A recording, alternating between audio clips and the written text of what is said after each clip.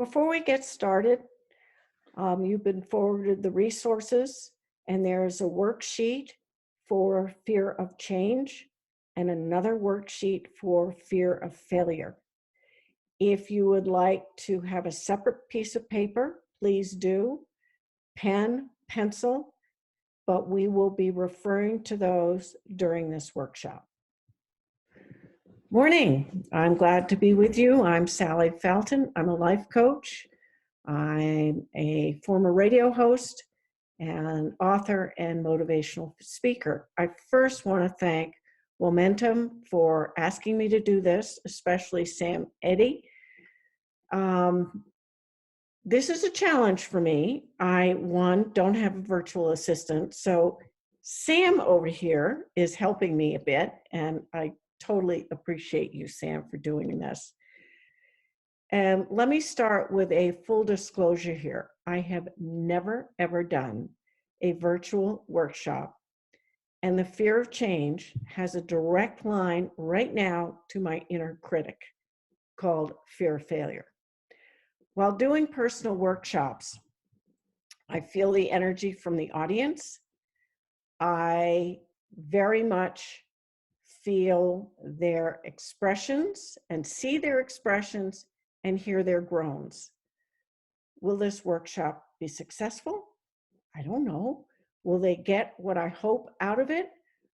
I'm virtually taking a leap of faith here. Am I scared? Yeah, I am. But you know what? I'm walking right into it. So let me ask you this. What makes some people gravitate towards change and others fear it? The other day I was checking out a friend's Facebook page and I read a sentence that really resonated with me. And it said, and I quote, "I tend to live in the moment and every day is a new adventure." I loved her positivity.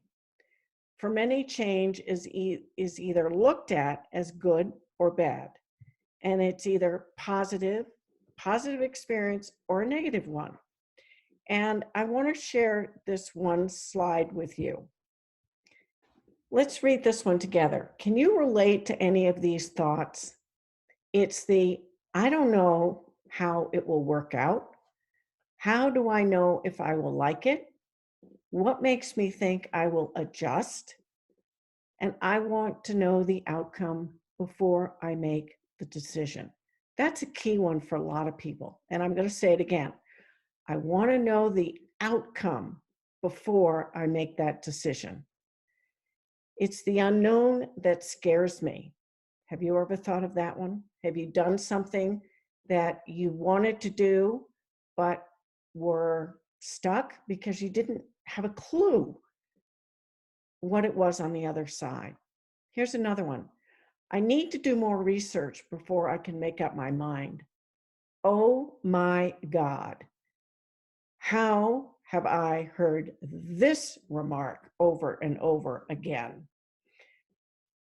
You got to stop at some point and say, you know what? I have to put my toe in the water and I just have to make a decision. And I can't keep doing more research. And the last one is, there may be something better down the road. Yep, there could be. There could definitely be something better down the road. Do any of you relate to these thoughts? I have. I certainly have. So, do you hear what you're truly saying to yourself? You are undermining your ability to move forward. You are undermining your ability to move forward. There's a great quote from Eric Tange, and he says, quote, "Fear of change is like standing under a hot shower and knowing the moment you'll turn it off, you'll be freezing cold." Yeah, you will be. There was a very wise woman 50 years ago that said to me, "Sallie, you have to start where you stand to change your behavior, your patterns, and grow." So let's look at this phenomenon a bit closer.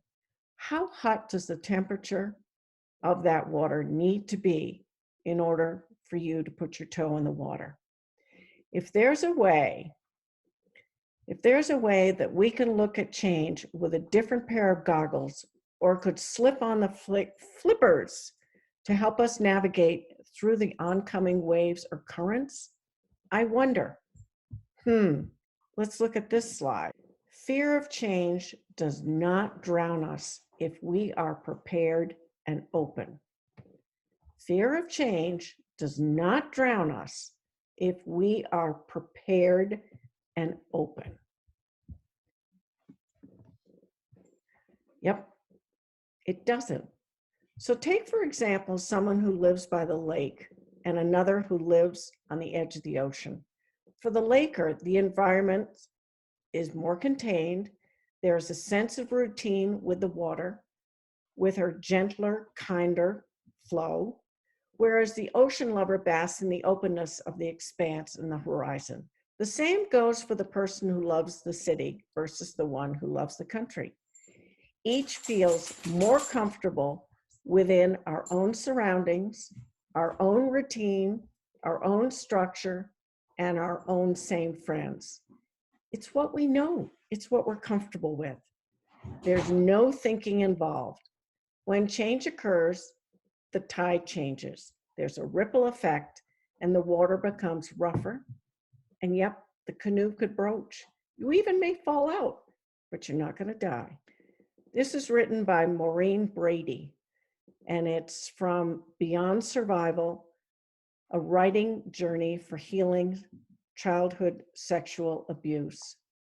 And I quote, "For change to occur in us, we must be willing to enter the wilderness of the unknown and to wander in unfamiliar territory.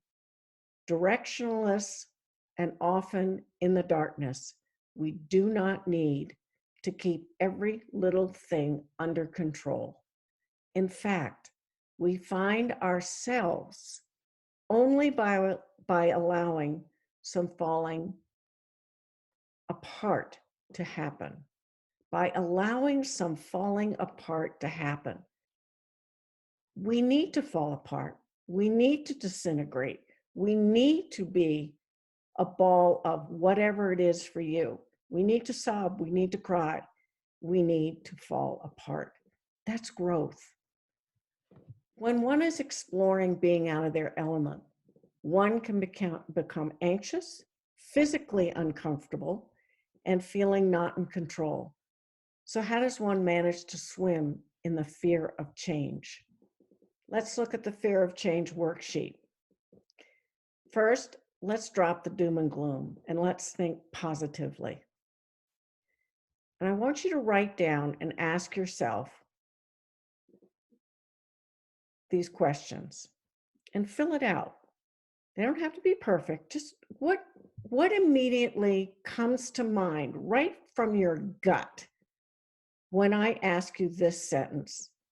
When did I first fear change? When did I first fear change? Was it your early childhood? Was it middle school? Was it your teenage years? Was it through college? What was it? Young adulthood? When did I first fear change? Secondly, what did I do successfully to face my fears when I needed to? The word is successfully. What did I do successfully to face my fear when I needed to? And the third one, what is holding me back? What's holding you back and why? What is it? And again, go with your gut here. Don't get too heady. Don't overthink this. This is right from your gut. Fourth one is, what would it give me if I were to change and do X, Y, or Z? What would it give me if I were to change and do X, Y, and Z? What would it give you? Think about that. Fifth one, what would be positive about this change? There's always something positive. What would be positive? Get that inner critic out of your mind. What would be positive about this change? Number 6, what would I learn about myself that I don't know now? That's a key one because we always want to learn. What would I learn about myself that I don't know now?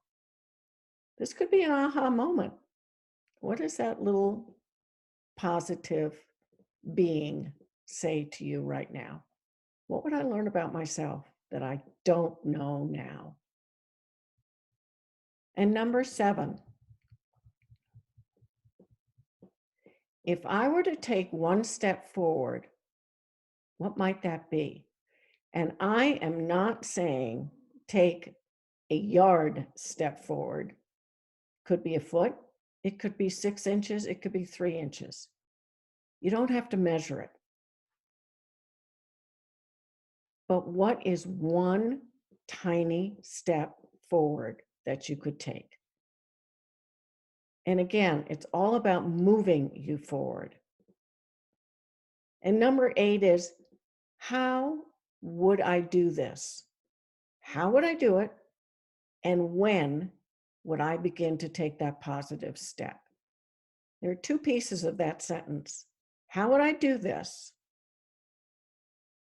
And when would I begin to take that positive step? You're trying to become accountable to yourself. And my feeling is, if you need a friend to hold you accountable and you tell them, how am I going to do this? And then you tell them when you're going to do this, you've now made a pledge to yourself and to your friend. And yes, there will be life that comes to interfere with all of this, and that's okay. That's okay. But we can't always make that an excuse. So pick a buddy and be accountable to each other and say, okay, I'm going to do this month on this day, and I will text or email you when I have done it. It makes a huge difference. The only thing we have to fear of change is the fear to change, be it ourselves or the environment. And I love the acronym which Guy Finley uses, and he was on my radio show a lot.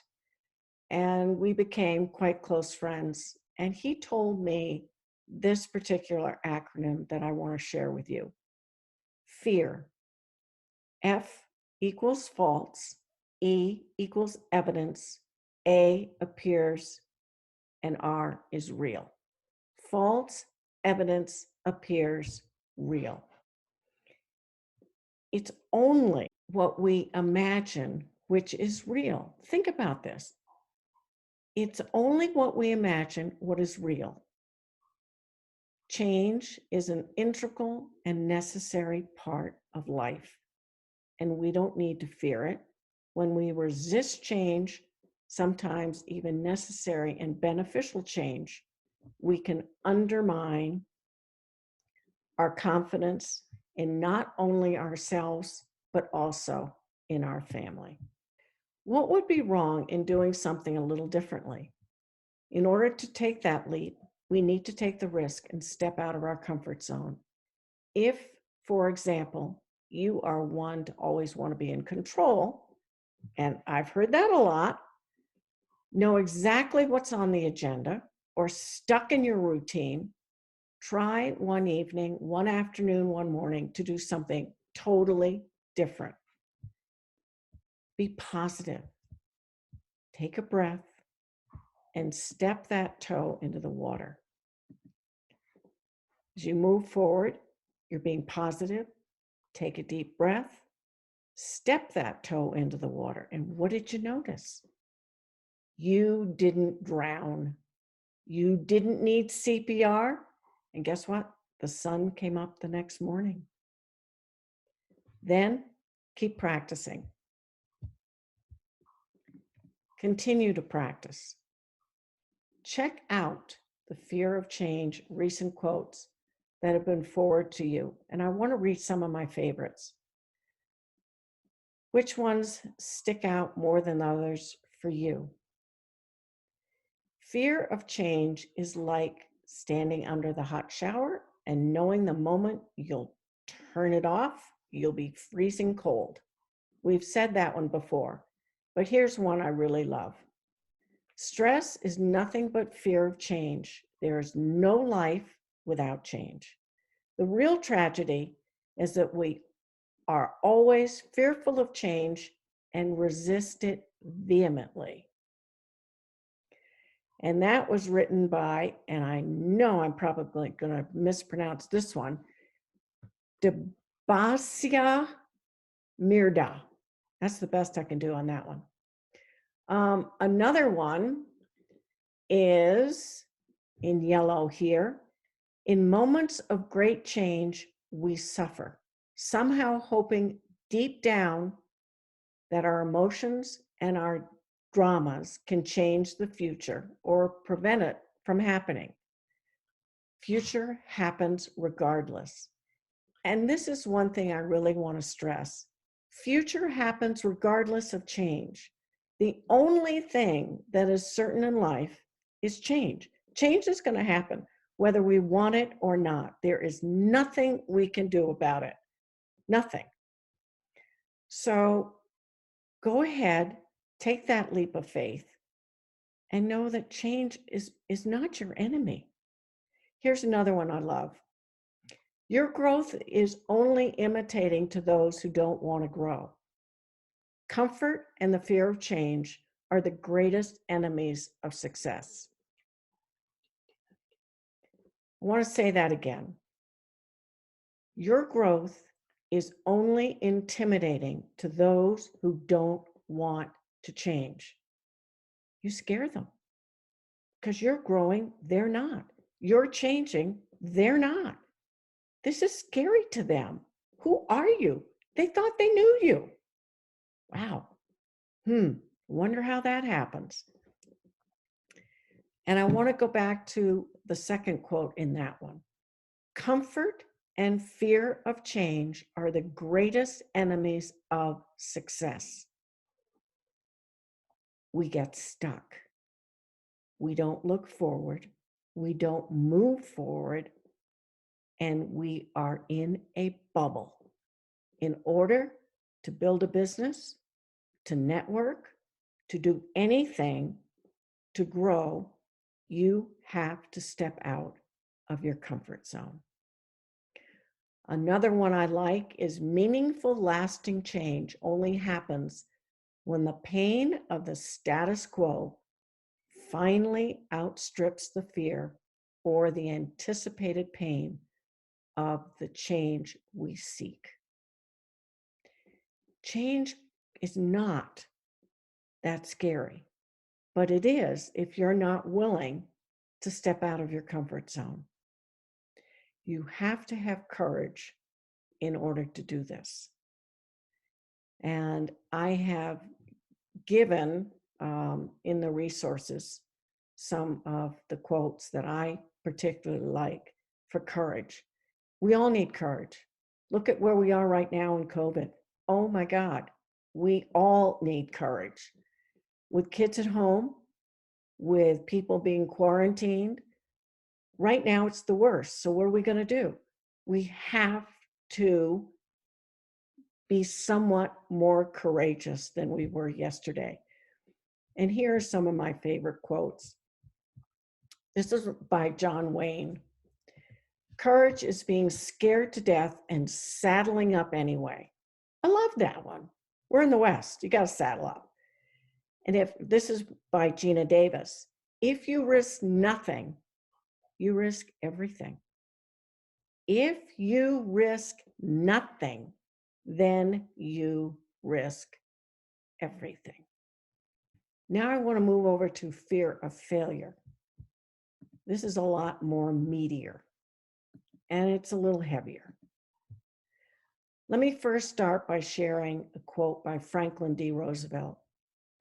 The only thing we have to fear is fear itself.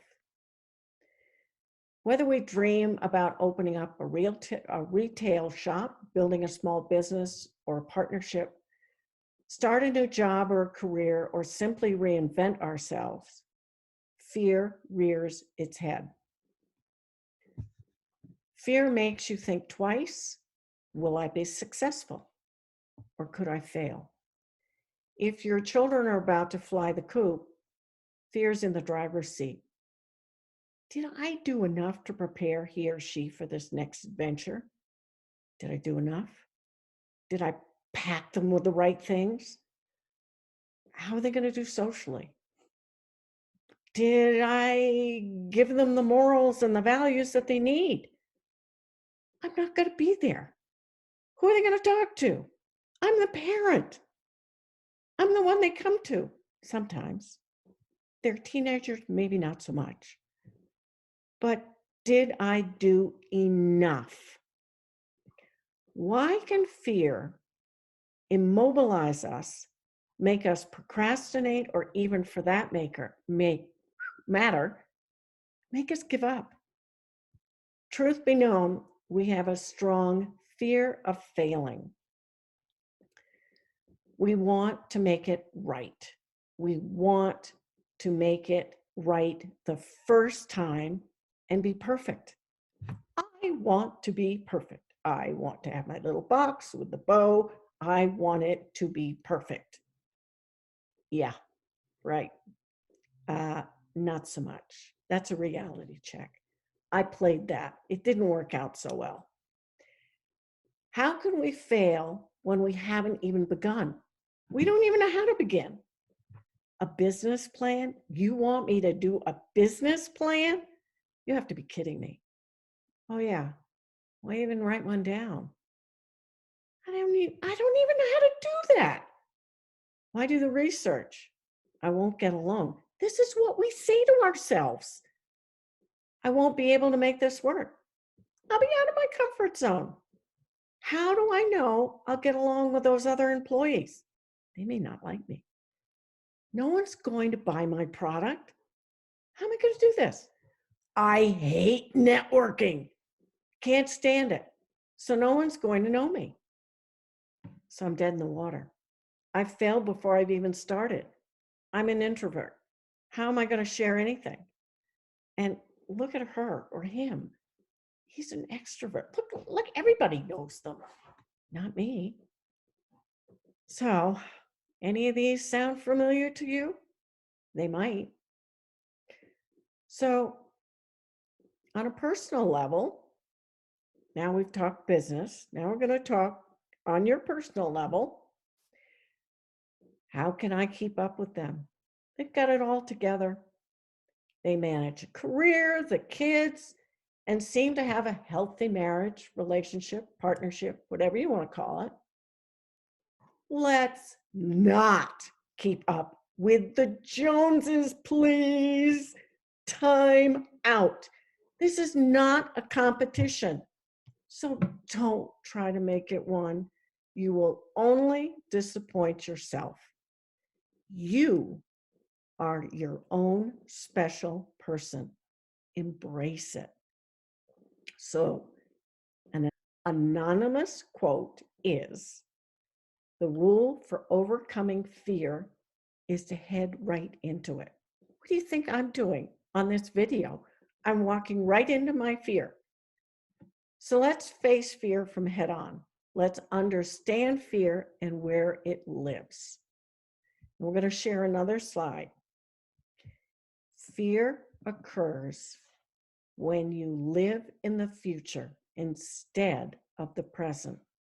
When you worry about what's going on when nothing has.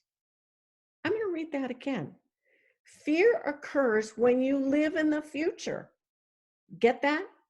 You're not here. You're not right now. You're not in the present. You're living in the future. When you do that, your worry takes up space and energy in your mental and emotional life.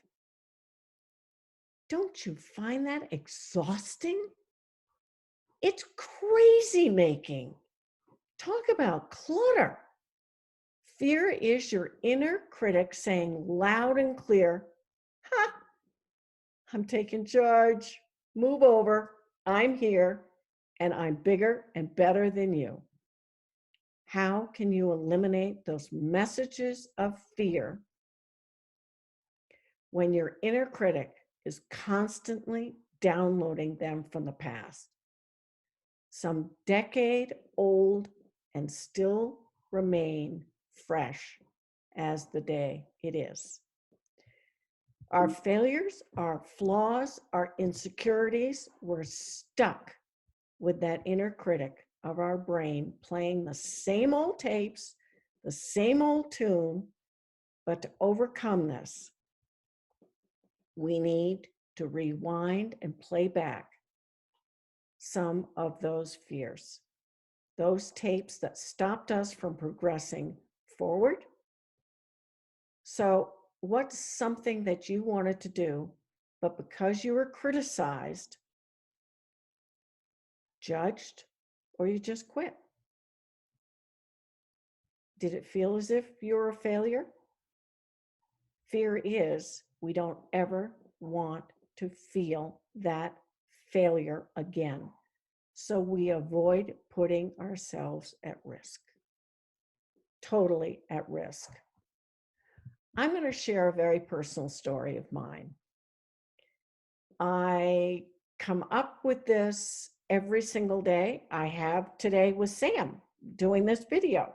It just brings back a lot of stuff for me. In the 4th and 5th grade, I never felt good enough, smart enough, cool enough, hip enough in school. Everyone seemed smarter. And I was told I didn't read as fast, couldn't comprehend as much. I was slower to respond. My report card always said, Sallie is conscientious. She's such a hard worker and punctual, always passing in her papers. But it was those buts that made me feel the failure. Do you have any idea how many times I would call home to be picked up because I was emotionally and physically sick? Yeah, I was. Especially when I heard that there was a pop math quiz coming up in the next period. No, I don't do math. I hate math. Studying and taking exams were very anxious for me, and I froze. I needed more time to put it down on paper. But back then, that was not the norm, to be allowed more time. It was absolutely not the norm. So fast forward 40 years, I can still smell my math class. I can still see the grade in the upper right-hand corner in red. And believe if I was not good enough then, guess what? I must not be still. It's what I came to believe about myself. And whose words were those? Those are mine. Those were my words. The best thing that ever happened to me was an abacus as a child, and the adding machine, and my phone with a calculator. Best thing. And I remember my dad always saying, stop using your fingers. Still to this day, I use my fingers. That's the way I learn. So whatever it is for you, that is holding you back because you fear this failure, try to identify it. Try to understand whose words were they and what makes you different. What makes you different now in your learning as you have evolved? What has changed? What's been easier for you? Another colleague of mine, Dr. Martin Seligman, the author of Authentic Happiness. And that book is tremendous. It really is tremendous if you get to read it. He states, and I quote, "Our emotions are aroused by the past. An interpretation, a memory, or a thought intervenes and governs what emotion ensues. This innocent looking and obvious truth is the key to understanding how you feel about the past. More importantly, it's the key to escaping the dogmas that have made so many people prisoners of their past," end quote. So if you're someone who likes to be in control, you're most likely to be fearful of letting go of control because you might fail.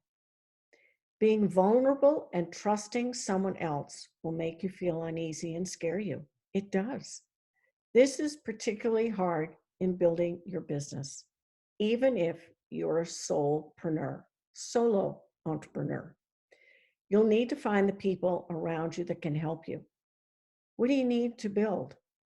What do you need to build it? You need to be willing to ask for help. And that is really, really hard for people to do. When I started my first business, I thought I could do everything myself. Little did I know that's not quite the truth. And I needed to ask for help. And sometimes I thought asking for help was a sign of weakness, but it actually is a sign of growth because you are asking for help. You have limitations. And let's face it, people want to help you. They do. I can't believe that any of you wouldn't want to help other people. That's what we do. We're helpers. Whether it's with kids, with your business, whatever it is, we all want to help. That's what females do, especially. So remember, you can stay small. You can do that, but you can't do it all. You need to let go of some of the tasks. There's another book I highly recommend, and it's called The E-Myth Revisited by Michael Gerber. He talks about the different types of personalities and behaviors that leaders have. And even if you're not a leader, he talks about those people that need to help you. And everybody is different.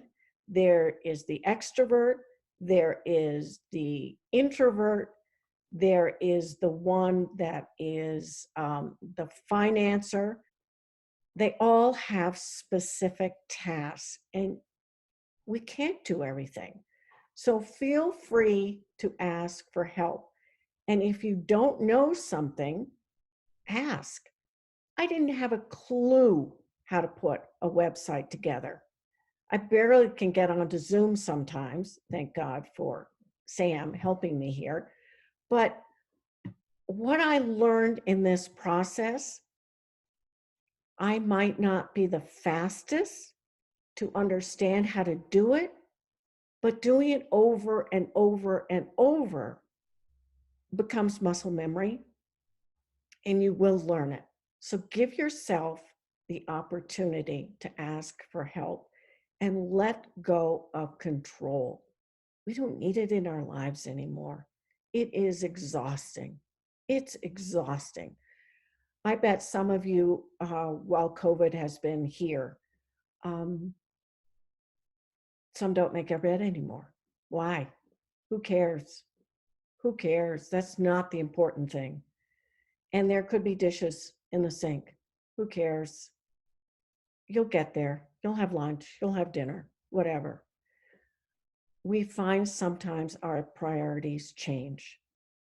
And it's daunting right now. It's a scary time. But we're going to get through this. So sometimes let go of the control that you all need. I want right now, and this is going to be challenging, but I want you to meet and shake hands with your fear. And it's called AKA, and I'm talking about your inner critic. When we cannot fully identify our fear and hide behind it, we miss the opportunity to move ahead. We're stuck and we drag our feet and wait until when? So I want you to go to your workshop on the fear of failure. When you hear these words, what is that inner critic saying to you? I'm not good enough because. What is that? I'm not good enough because. I wish I could do that, but I know I fill in the blank. I wish I could do that, but I know I blank, blank, blank. Next one, number 3. This is too scary for me to try. Why? Why is it too scary? Answer that why. I can't possibly do that. Why? Why can't? Why can't you? Number 5, I lack the self-confidence because. Next one, why bother? I know I can't. Who said that? Who said that to you in your past? Was it somebody else? Was it a parent? Or did you become to believe that of yourself? Why? My fears of failure are. List 3. Just write them down. And again, this is from your gut. Do not be too heady. Number 8, my fears of success are. Do you ever think of this? What happens if you're successful? Whoa, there's a thought. Are you fearing success? Is that too scary? Now you don't know what to do to feel successful because you have always thought yourself as a failure, or that inner critic has. So now we're flipping it to be successful. For some, that's scary because now you can't hide behind the fear of failure. You're up front in the first row. You're going to be seen. You're going to be heard. That's new and different. What about my fears of getting hurt physically? What are they? If you get hurt, then it's hard to continue on with what you're doing. I get that, but write that down. My fears of getting hurt emotionally. What are those? And number 11, what the fear of the unknown brings up for me. It's very similar to the fear of change, but what is it? I want to share with you the 5 categories of fear. And this is by another colleague, Dr. Jim White. He's the president of J.L. White International and the creator of the Circle of Success. And he says, most fear falls into one of these 5 categories. First one, failure, being laughed at, not doing it right, not knowing what to do, making a mistake, and not being capable. I can relate to some of those. Can you? How about fear of success? Being overrun with success, losing friends because of it. You know why? You've moved forward and changed. That's scary to them. Another one's overworking or becoming a workaholic, gaining notoriety or having too much responsibility. Next one is fear of getting hurt physically. The stress of it will make me sick. It might kick up my ulcer. I'll have a panic attack. I won't be able to breathe. I can't say I've experienced those, but I understand them. Fear of getting hurt emotionally and psychologically. They won't like me. I'll be rejected. I'll be excluded. I'll be embarrassed. I won't be able to cope. I'll make a fool of myself. My mate will leave me. I think we all don't want to be rejected, and we all want to be liked. So yeah, the fear is very real. The next one is the fear of the unknown. I hear this all the time. I don't know what will happen. I don't know what to expect. I won't be able to cope with what happens. I won't know what to do. My list is too long, and I don't know what the X, Y, and Z answers to that list will be. So this is what I want you to do. I want you to fill in these blanks. My fears of failure are. My fears of success are. My fears of getting hurt physically are. My fears of getting hurt emotionally or psychologically are. What the fear of the unknown brings up for me. Now, you don't have to do these all right now, but I want you to go back and really fill this in. Again, you don't have to do this now. But here's what I want you to do right now. I want you to list 3 times in your life when you were afraid. How did you cope or respond to your fear? I want you to circle some of these. Did you bury your head in the sand? Did you ignore it? Avoid it? Deny it? Did you research it? Did you worship it? Befriend it? Talk about it? Did you take action? Now I want you to list 3 things that you are presently afraid of right now. And we're going to do an exercise that I do with all of my clients. And we're going to think out of the box here. So just go with this. What are your 5 senses of fear? We're going to draw what fear of failure looks like to you.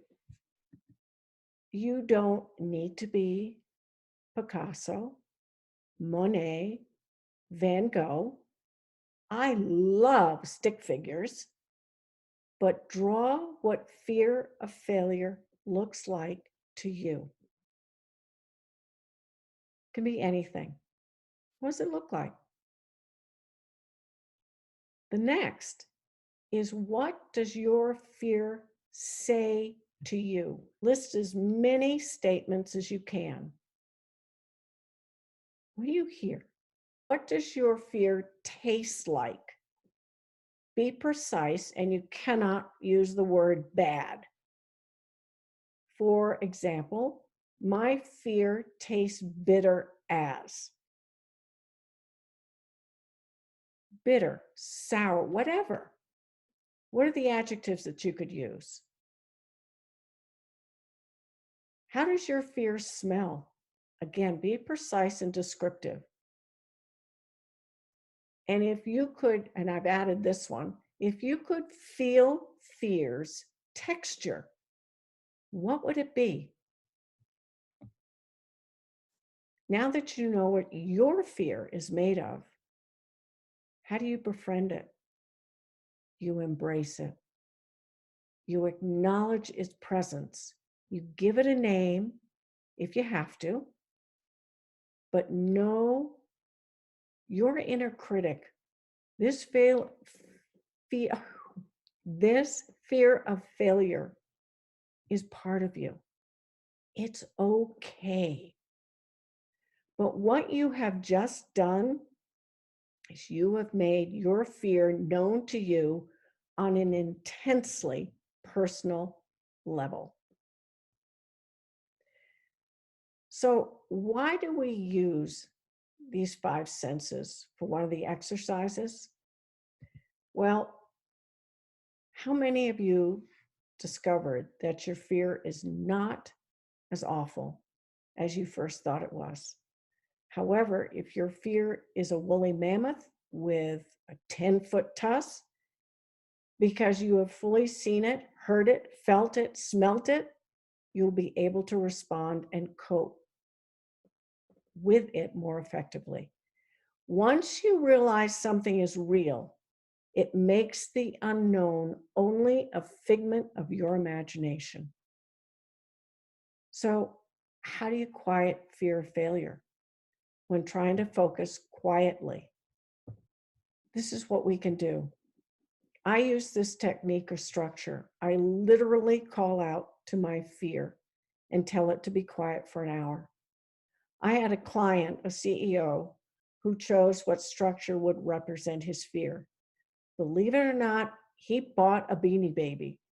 Whether he needed to focus on the large project, on whatever large project he was doing, he put the Beanie Baby in his drawer, telling it, all right, we're making a deal here. You can come out when the task is done. It's all about refocusing your attention from feeling the fear to something physical that will jumpstart your brain to ignoring the feeling of fear of failure. The structure becomes a safety net, a comfort, and a positive friend. So when do you befriend fear? As soon as you feel it taking over you. Remember, you have the control. Here are some of the strategies and tips for overcoming fear. Say yes to your yearning. Write down your goals. Create and read affirmations. Do what you love. Act as if. Spend time in nature. Finish unfinished business. Accept and believe compliments. Do you know how many people do not accept and believe compliments? They blush and go, no, you're so much better. Get over it. This is part of success, and this is part of change. Say thank you. Number 17 is give up excuses. Oh, I'm doing it the wrong way. Oh, well, I'm human. Accept confusion. Start small. Resist self-judgment. Accept resistance. Practice patience. Ask for help. Treat yourself to TLC. How about starting a journal? Visualize your success. Evaluate your beliefs. Do something different every day. Go out and scare yourself. That'll be fun. Accept all your feelings. Get educated. If you need to learn something, go ahead and research it. Acknowledge your gifts. Eliminate in your vocabulary, I can't. No, there is no right time. Here's a biggie. Say no when you mean no, and yes when you mean yes. I gotta tell you, I always said yes. Anybody wanted something? Oh yeah, I can do that. Will you do something? Oh yeah, I can do that. How the hell am I gonna do that? But I guess I'll do that. And I found time to do it. Guess what? They will never ask anybody else because you are a yeser. And we always think, oh gosh, oh, I'll feel so badly if I say no because there's no one else to do it. Here's a news flash for you. There is somebody always in the wings, but they don't know it because you've already said yes. Start saying no. Declutter your life. It works. The first 3 no's are going to be painful because you're going to feel you let somebody down, but you're not. You are not going to let anybody down but yourself. Next one, stay out of overwhelm. Yeah, that can go back to say no when you mean no and yes when you mean yes. Answer your what ifs. Overcome the not good enough syndrome. And lastly, trust your instincts. It's important. And I'm gonna go back to one of them. Treat yourself with TLC. Seek to meet your mental, physical, spiritual, and emotional needs by finding balance in all you do. You may find that you'll have more creative energy and can accomplish tasks in less time when you take good care of yourself. Fear is all about growth. When it comes, it will come at a little risk, an enormous amount of courage, and the willingness to change by moving forward, by taking small steps at your own pace. You got to do this at your own pace. Don't be rushed. I don't care if they're tiny steps. I don't care. Move forward just a little. Like the waves of the ocean or the gentle breezes, they come and go. In order to move forward, you'll need to let go of some of your fears. So be courageous. You got this. You can do it. By removing the cloak of failure, a new wardrobe will be at your fingertips for taking. So be kind and be patient with yourself. This is your journey. Remember, one step at a time. And I want to share with you some quotes about being courageous. The best measure of courage is the fear that is overcome. And that's by Norman Dixon. The best measure of courage is the fear that is overcome. Ralph Waldo Emerson wrote, "What a new face courage puts on everything." It's like a new wardrobe. And then Mark Twain says, "Courage is resistance to fear, mastery of fear, and not absence of fear." So I want to end by saying, you got this. You can do it. I'm here to help any way I can. You can contact me at Sallie, Sallie, Felton at Comcast.net. You can text me, and I'll even give you out my phone number, 978-852-4770.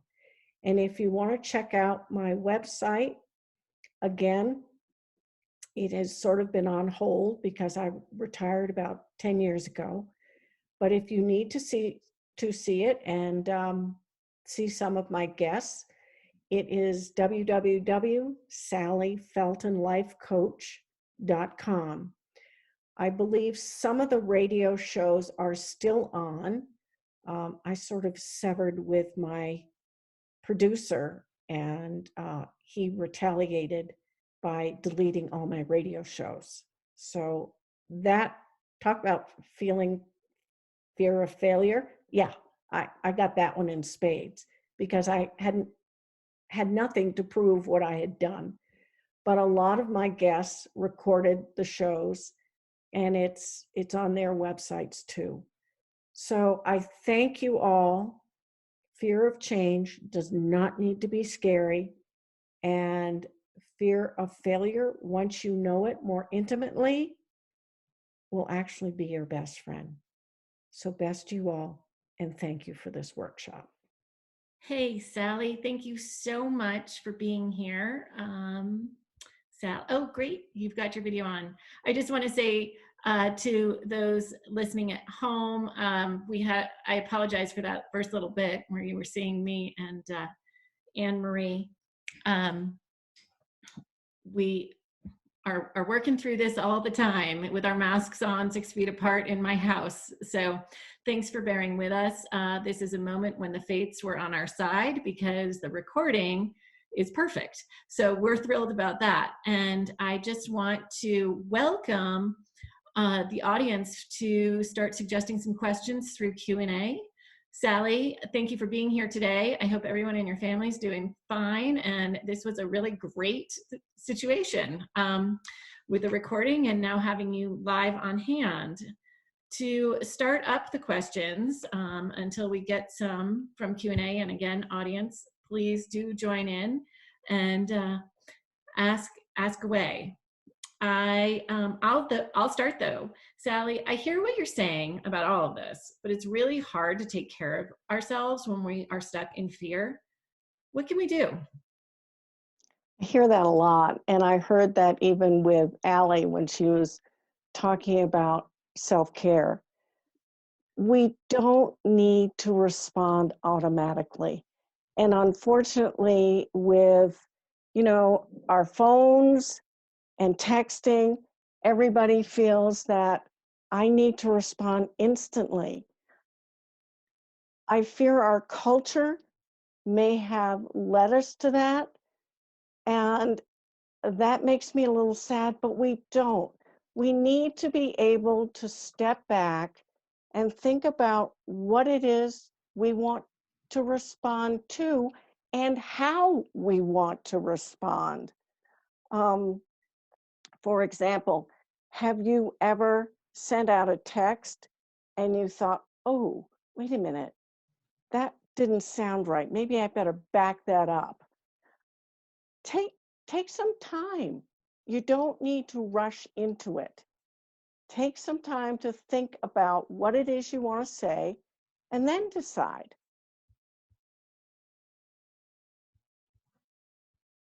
Great, thanks, Sallie. Okay, first one that's come in from the audience. What are the best things to do when you are paralyzed by fear and don't know where to begin?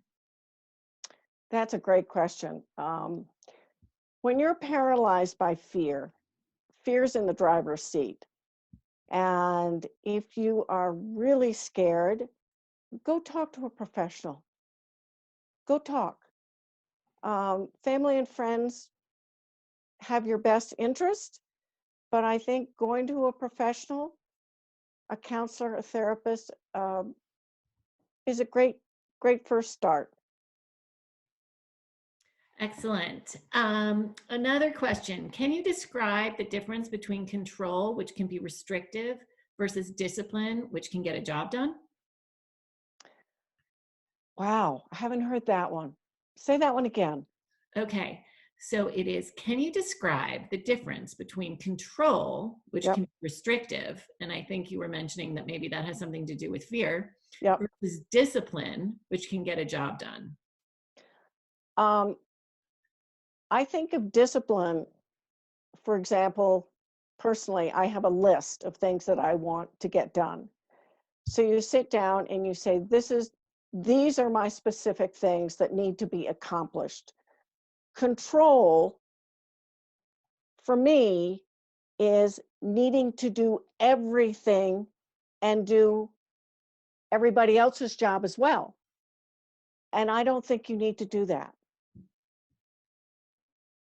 I hope that makes sense. Yes. I've got another question. What aspects of our upbringing might set us up to fear failure and change? And how can we stop that cycle for our children? Oh, that's a personal one for me. I grew up being the emotional one in my family of 5 girls. I was the one that was told, "Oh God, Sally's at it again. She's being too emotional. Let's just let her settle down." So I would go into the barn with the horses. I was determined when I had my kids, that was going to stop. They could say whatever they wanted to say, and I was going to listen.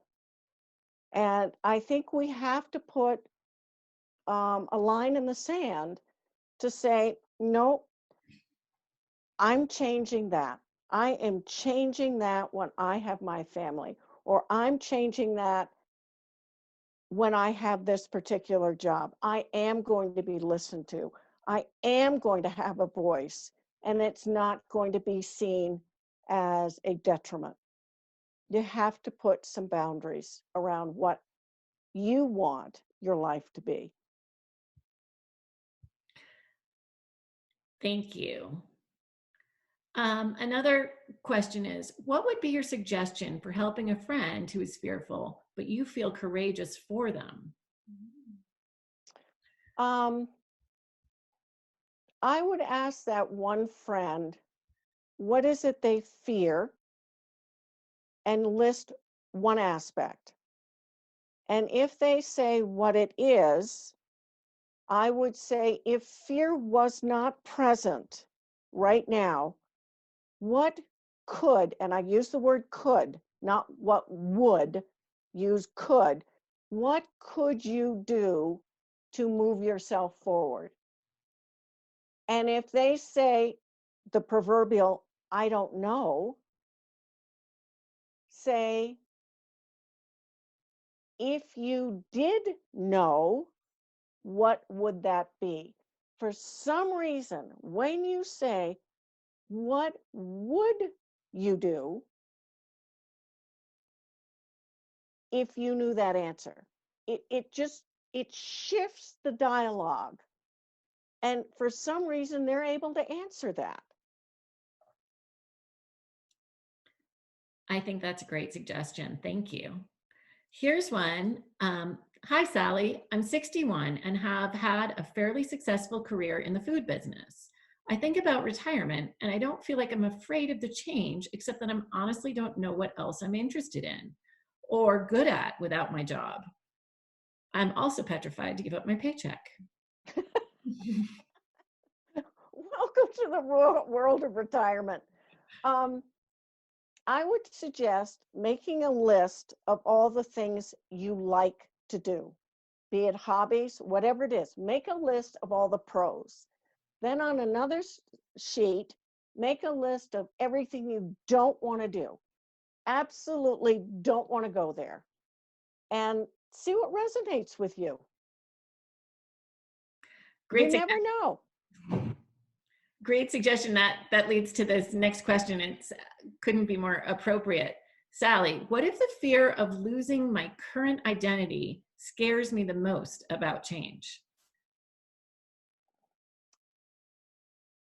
I'd ask you to write down what you think your current identity is first, and then what you believe it will be later. And look at those two side by side. Who do you think you are now? And who do you think you will be later? And another thing is, and I've done this with a group, is to ask your friends, who do you believe I am? Not who do you think I am? Who do you believe I am? It's a powerful question to ask your friends. That is really helpful. We have another question. I don't want to put you on the spot, but it's a really Go great ahead. question. Could you walk us through any hands-on visualization tools or exercises that you use to work through feelings of fear? Hands-on, yeah. When I feel fear, I stop and I ground myself, and I literally think of myself from head to toe with roots going down through my body into the earth. And I visualize that fear, but I make sure I'm grounded. And whatever that fear is, I ask it, what is it saying to me? What does that fear want to tell me? I want to be curious. And because it's part of me, I'm talking to it. So really ask, what are you trying to tell me here? Because I'm stuck. And listen to what it has to say. Don't overthink it. Here's another one that I think is especially relevant for our audience. Are the strategies of facing or overcoming fears in regards to failure in personal relationships, personal goals, and career the same? Or are the nuances between different categories that require different strategies? Well,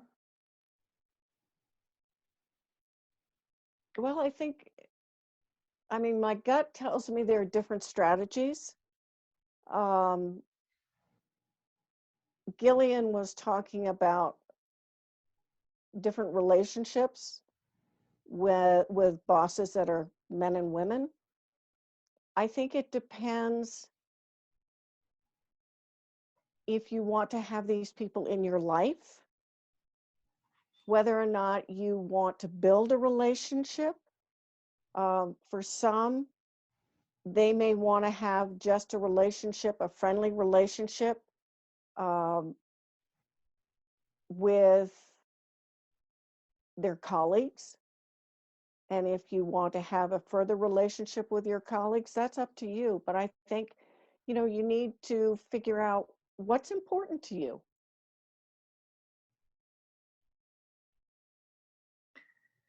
Thank you.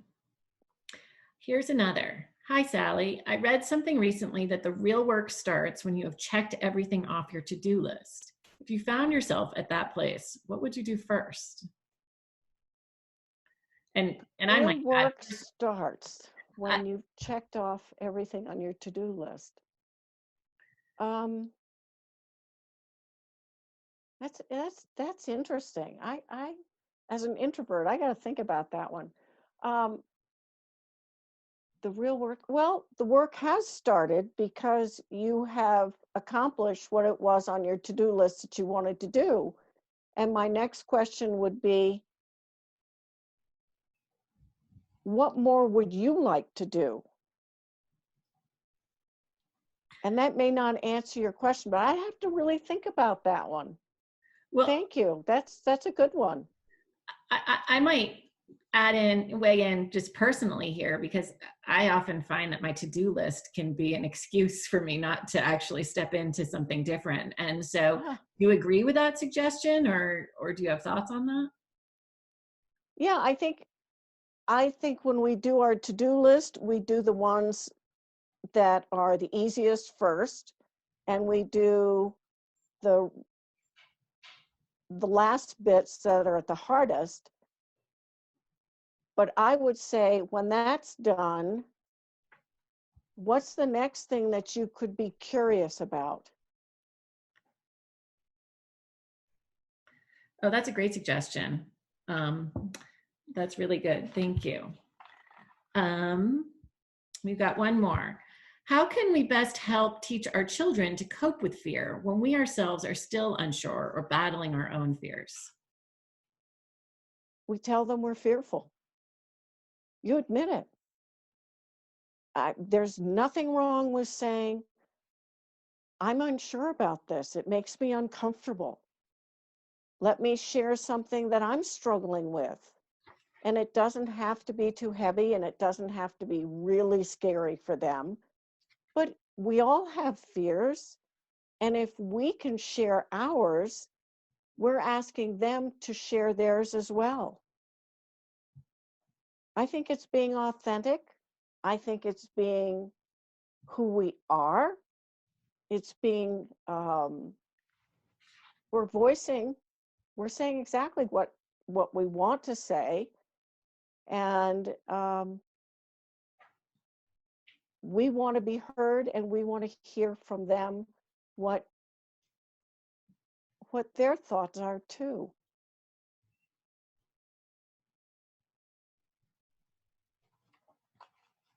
Thank you, Sallie. The last one, I guess, is what do we do to ourselves when we run away from fear? When we run away from fear, fear is going to be running after you. Because if you don't let go of fear, then fear is not going to let go of you, and you can't move forward. So identify what that fear is and take a tiny step forward to identify it, and just be curious about opening the door. What would your life be right now if you could eliminate one part of that fear? Just open the door, just a tiny bit. Just open it up. See what's on the other side. It's not that scary. This is wonderful. It's really nice to hear this, because it's definitely bringing up things for myself about what I hesitate or skirt away from. One last question. When diving into living through your fear, where are the best places to receive authentic, strong support?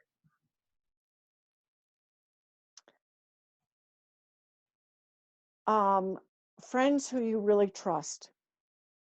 Friends who will not judge you for what you have to say. Friends who will not come up with solutions for what you need to do, but friends who are there just to listen. Those are your best supporters. That's wonderful. You don't need to be judged. And you don't need to be told what to do. You need to be heard.